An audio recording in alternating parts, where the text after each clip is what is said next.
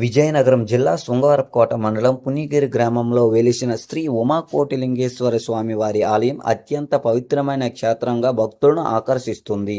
ఎత్తైన కొండల నడుమ ప్రకృతి రమణీయత, ఆధ్యాత్మిక ప్రశాంతత కలిసిన ఈ క్షేత్రాన్ని భక్తులు దక్షిణాది కాశీగా పిలుస్తారు. విజయనగరానికి సుమారు 35 కిలోమీటర్లు, శృంగవరపుకోటకు 4 కిలోమీటర్ల దూరంలో ఈ ఆలయం ఉంది.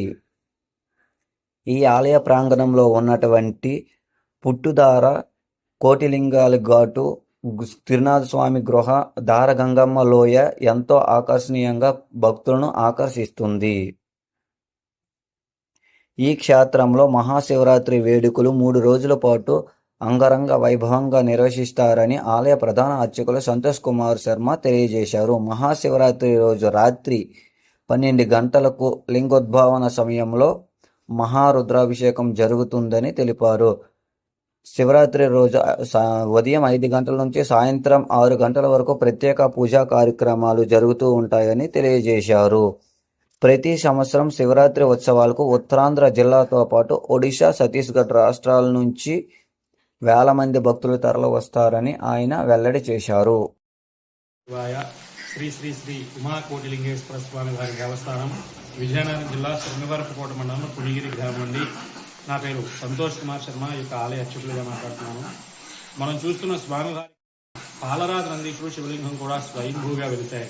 అది భూగర్భంలో ఉంది, తీయడం కుదరలేదు కాబట్టి దీన్ని కాశీ నుంచి తెచ్చి ప్రతిష్టాపన చేశారు. అలాగే గుడి దగ్గర నుంచి కొంచెం నీరు వస్తూ ఉంటారు.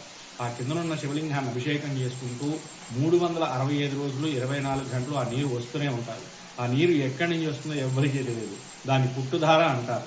అలాగే గుడి దగ్గర నుంచి మనకు వచ్చి క్రిందకి వెళ్ళేటట్టయితే అక్కడ త్రినాథ స్వామి గృహ అని చెప్పేసి ఒకటి ఉంది. ఆ గుహలో పైన ఆవు పొదుగులు ఉంటాయి, కింద నుంచి 3 శివలింగాలు ఉంటాయి.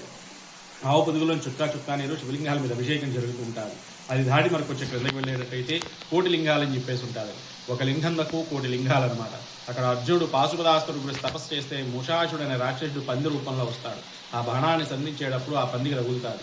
ఆ పంది శివశివానికి గానే కైలాసముడు శివుడు ప్రత్యక్షమయ్యి ఇక్కడ ఎవరైనా చనిపోయిన వాళ్ళ హస్తికలు కానీ కలిపితే కైలాసానికి చేరుతాయని చెప్పి వరమిస్తారు.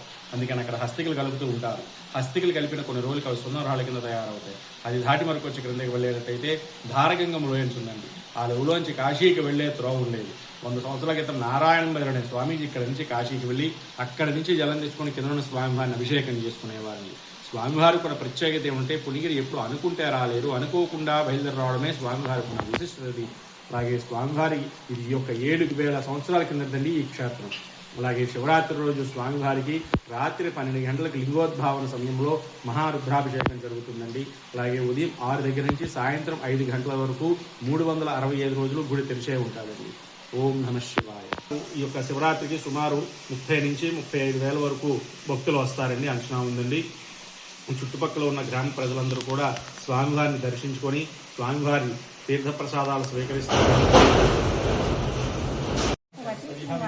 వైజాగ్ నుంచి వచ్చాను. పుణ్యగిరి దేవుడి దగ్గరికి వచ్చినాం. అనుకున్న కోరికలన్నీ నెరవేరు. ఇక్కడ స్వామీజీ వారు కూడా ఉన్నారు. వాళ్ళు కలిసి వాళ్ళ పాదాభివందనాలు చేసుకొని మనం ఏదనుకున్నా విజయం అవుతుంది. 10 సంవత్సరాలు 20 సంవత్సరాలు బట్టి వస్తున్నాం ఈ శివాలయానికి.